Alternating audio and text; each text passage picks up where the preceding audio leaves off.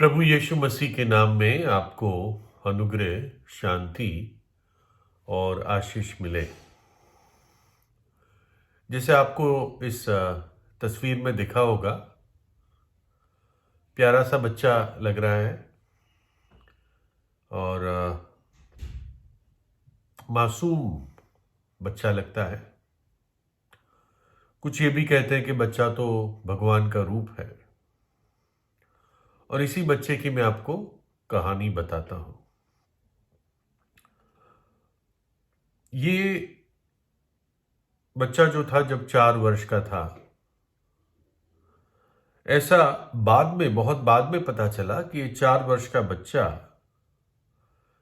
एक नदी में, बहुत बर्फीली नदी थी, उसमें ये डूबा जा रहा था। और ये अखबार में आया था इसकी इस घटना के कई वर्ष बाद। और जो नदी थी, वो नदी का नाम था इन नदी। इतना ही छोटा नाम था, इन नदी, जर्मनी के पसाव इलाके में। और ये डूबने की घटना जनवरी के 1894 ईस्वी में हुई थी। तो ये बच्चा जब डूब रहा था, निश्चित रूप से चिल्ला रहा होगा। तो एकदम इसको बचाने के लिए इसी का दोस्त या इसी के उम्र का और एक लड़का जो आसपास खेल रहा था, बच्चे खेलते थे यहां पर, तो वो कूद गया इसको बचाने के लिए और उसको बचा के ले आया। एक 4 वर्ष के बच्चे को उसी के आसपास की उम्र की बच्चे ने बचा लिया। बर्फीली नदी थी, आसान नहीं था, और एक छोटा बच्चा कैसे मैनेज करता, लेकिन उसने फिर भी बचाया। जिसने बचाया उनका नाम था क्यू बर्जर।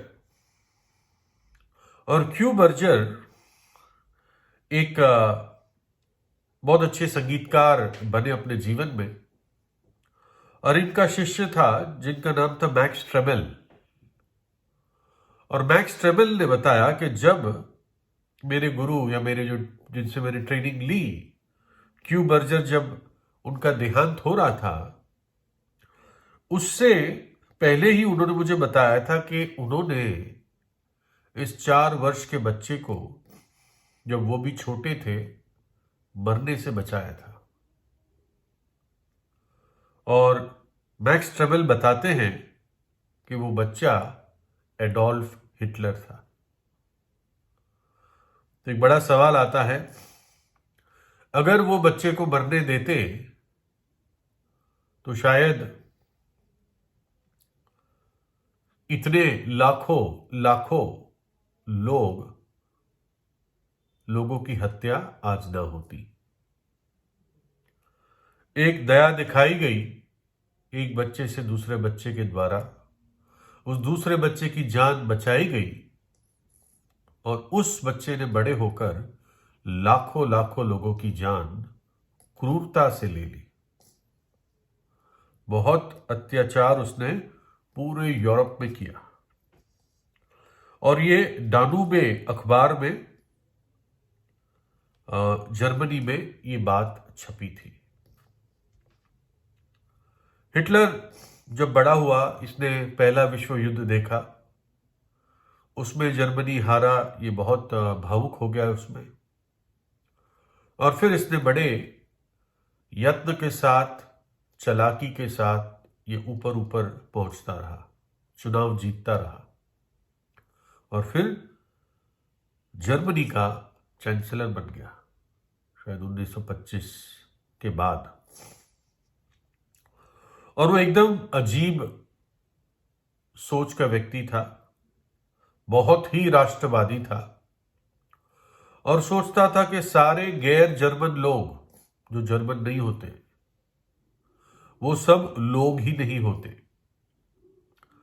वो इतना सारा जेनेटिक्स में विश्वास करता था। तो ये कहता था, जिनका जर्मन खून ना हो, जो एक जिसकी जड़ें जर्मन ना हो, उन लोगों को जीने का भी हक नहीं है। ये कहते थे कि जिनकी नीली आंखें होती हैं और सुनहरी कलर के बाल होते हैं, उनको ही जीने का हक है, वो ही पवित्र जाति है। ये हिटलर और उसके जो फॉलोअर्स थे, नाजी लोग, इस बात को मानते थे। उसने यहूदियों को, जो इजरायली है, उनको पूरी तौर से खत्म करने की मान लो कसम खा ली थी। जो रोमानी, ये और एक जाति होती थी। फिर जो समलैंगिक होते हैं उनको, अफ्रीकी लोगों को, और जो विकलांग होते थे उनको भी ये मार देता था। वो सोचता था कि इनको जीने का कोई हक नहीं है। सबसे ज्यादा उसने यहूदियों को मारा, उनकी हत्या की। अंदाजा लगाया जाता है कि 60 लाख यहूदी हिटलर ने मारे, और ना केवल मारे, उनसे घृणा करता था, मन से घृणा करता था। एक जानवर की तरह, एक भूखे जानवर की तरह वो यहूदियों के पीछे पड़ा रहा, और अपने चिल्ला चिल्ला के भाषण ऐसे देता था। 8 घंटे एक बार उसने भाषण दिया। उसने पूरी जर्मनी के अंदर घृणा भर दी यहूदियों के प्रति। और इससे और बुरी बात यह थी, वो कैसे इन लोगों को मारता था, कैसे नरसंहार करता था। ये जिनको ये पसंद नहीं करता था उनको देश विरोधी घोषित किया जाता था, और जो कंसंट्रेशन कैंप होते थे उनमें उनको भेड़ बकरियों की तरह भरा जाता था। वो काम करते थे, भूखे रहते थे, या फिर गैस से इनकी हत्या कर दी जाती थी। और जो नमकीन पानी के जो एक्सपेरिमेंट होते थे कि आदमी अगर साफ पानी ना मिले तो कब तक जी सकता है, समुद्र के पानी से कब तक बच के जी सकता है, तो ऐसे एक्सपेरिमेंट, ऊंचाइयों के एक्सपेरिमेंट जो चेंबर में बनाते हैं, और सर्जरी के सारे एक्सपेरिमेंट जो चूहों पर और गिनी पिग पे किए जाती है, उन लोगों पर किए उसने, विशेषकर यहूदियों पे किए। उनको प्राणियों से भी बदतर ट्रीटमेंट दिया। और वहां से जो लोग बच के निकले वो कहते हैं कि जो कंसंट्रेशन कैंप में जीवन था वो जीवन नहीं था, वो पृथ्वी पर नरक था। उनको ना के बराबर खाना, ना उनको पानी दिया जाता था, मारा जाता था, बलात्कार किया जाता था, और बेरहमी से मार दिया जाता था। ये आम था। फिर एक जहर ज़ाइक्लोन बी ढूंढा गया, बनाया गया, और जब ज़ाइक्लोन बी जहर गैस के रूप में मिल गया तो ये क्या करते थे, बंद कमरों में जिसमें सिर्फ छत पे छेद थे, जो छेद खुलते और बंद होते थे, तो ऐसे कमरों में बहुत सारे लोगों को, 100 लोग, 200 लोग इकट्ठे डाल देते थे। कहते थे कि अभी आपको ऊपर से पानी डाल के नहला देंगे, लेकिन ऊपर से ज़ाइक्लोन बी का गैस शावर के रूप में उन सब पे डाला जाता था, और वो उस गैस में सांस ले लेके घुट घुट कर बहुत जल्दी मर जाते थे। वो शरीर या तो बड़े से भट्टे में जला दिए जाते थे, या बड़े बड़े गड्ढे करके उसमें उनको गाड़ दिया जाता था। इसकी जो सेना थी वो भी बहुत ही क्रूर थी, और जिस भी नगर को ये जीतते थे, यूरोप के किसी भी नगर को, उसको बस चकनाचूर कर देते थे, बहुत ही तहस नहस कर देते थे। लाखों स्त्रियों जो उनके रास्ते में आती थी और यूरोप के देशों की, ये उनका बलात्कार करते थे। और बेरहमी का व्यवहार इनका सबसे जाना माना गुण था। जब युद्ध खत्म हुआ, जर्मनी हारा दूसरा विश्व युद्ध, तो हिटलर ने कह दिया था अपने लोगों को, अपनी आर्मी को, कि सारा जर्मन का जो भी संपत्ति है, इंफ्रास्ट्रक्चर है, जैसे ब्रिज है, रेलवे स्टेशन है, एयरपोर्ट है, बैंक से, कह रहा था सबको खत्म कर दो, नहीं तो ये और देशों के हाथ में आ जाएगा, जिसके विरुद्ध उसकी युद्ध चल रहा था। उसका युद्ध रशिया, फिर अमेरिका, फ्रांस, यूके, इन्होंने मिलकर, दो ग्रुप बन गए थे, उन्होंने मिलकर हिटलर को हराया। तो हिटलर को था कि अब सब इनके हाथ में पड़ जाएगा। और जब वो ये सब इसमें फेल हुआ तो उसने फिर बंकर में छुप गया, वही छुपा हुआ था। और उसकी जो पत्नी थी, एक दिन की ही पत्नी थी, ईवा ब्राउन करके, दोनों ने अपने आप को गोली मार के आत्महत्या कर दी। तो ये था वो बच्चा, मासूम सा बच्चा, और जो 4 साल की उम्र पर जिसको एक प्रकार से जीवन दान मिला। बाइबल बताती है कि कोई भी बच्चा क्यों ना हो जो साधारण माँ बाप से जन्मा है, उसके अंदर पाप का स्वभाव होता है। तो बच्चे के अंदर ना केवल अंदर से पाप का स्वभाव है, लेकिन बाहर अंधकार की शक्तियां भी हैं, जिसको बाइबल शैतान की शक्तियां कहती है। ये शक्तियां एक व्यक्ति को खराब करती है बाहर से और उसको बिगाड़ देती है, विशेषकर उनको जो परमेश्वर के दिए हुए विवेक की आवाज को नहीं सुनते। नहीं तो कुछ लोग मासूम लोगों को कैसे बेरहमी से मार देते हैं, लहूलुहान सब कुछ कर देते हैं। इनके दिल कठोर हो जाते हैं, पाप से और अंधकार की शक्तियां इनको कठोर कर देती है।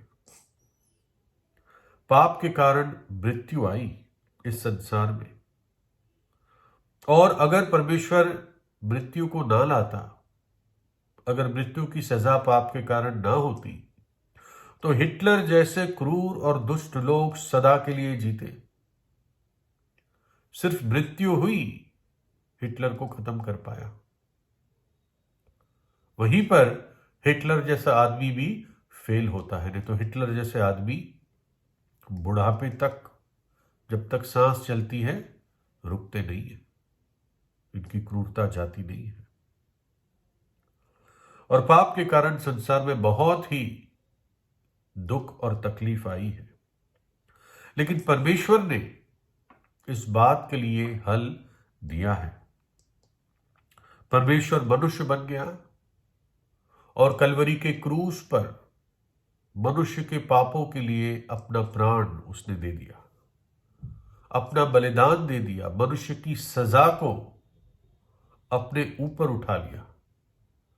प्रभु यीशु मसीह ने अपना पवित्र लहू क्रूस पर बहा दिया और हमारे लिए मर गया, और तीसरे दिन मृतकों में से जी उठा। हम सोचे कि हिटलर जैसे आदमी को तो नरक ही जाना चाहिए, लेकिन आपको मालूम है परमेश्वर इतना पवित्र है कि अगर एक व्यक्ति पूरे जीवन में एक भी पाप करता है, तब भी उसकी सजा नरक का दंड है। तो चाहे हिटलर हो या चाहे एक टाइम का पापी हो, पापों की मजदूरी तो मृत्यु ही है, नरक का दंड ही है। आप माने या ना माने, ये परमेश्वर का न्याय है। बाइबल इस बात को बताती है। और इसलिए अगर एक व्यक्ति को स्वर्ग पहुंचना है, स्वर्ग में प्रवेश करना है, परमेश्वर के राज्य में प्रवेश करना है, तो उसके पाप धुल जाने चाहिए। उसको पापों की क्षमा पाना एक शर्त है, और वो पापों की क्षमा प्रभु यीशु मसीह देता है। क्यों देता है और क्यों दे सकता है? क्योंकि उसने हमसे प्रेम किया, हमारा सृष्टि करता है, और हमारी सजा को अपने ऊपर लिया, उसने खुद वो कीमत चुकाई। और इसलिए जब उससे प्रार्थना करते हैं तो परमेश्वर हमें क्षमा प्रदान करता है। प्रभु यीशु मसीह ही उद्धार का मार्ग है, और वो अंधकार में कूद पड़ा जब वो क्रूस पर था, ताकि हम जो अंधकार में आज हैं उनको बचाकर निकाल कर ले आए। और जो भी विश्वास करता है उसका जीवन अंधकार से रोशनी में प्रवेश कर जाता है, मृत्यु से जीवन में प्रवेश कर जाता है और श्राप से आशीष में प्रवेश कर जाता है। तो प्रार्थना कीजिए, अपने पापों से पश्चाताप कीजिए, प्रभु यीशु पर विश्वास कीजिए। प्रभु यीशु आपको आशीष दे।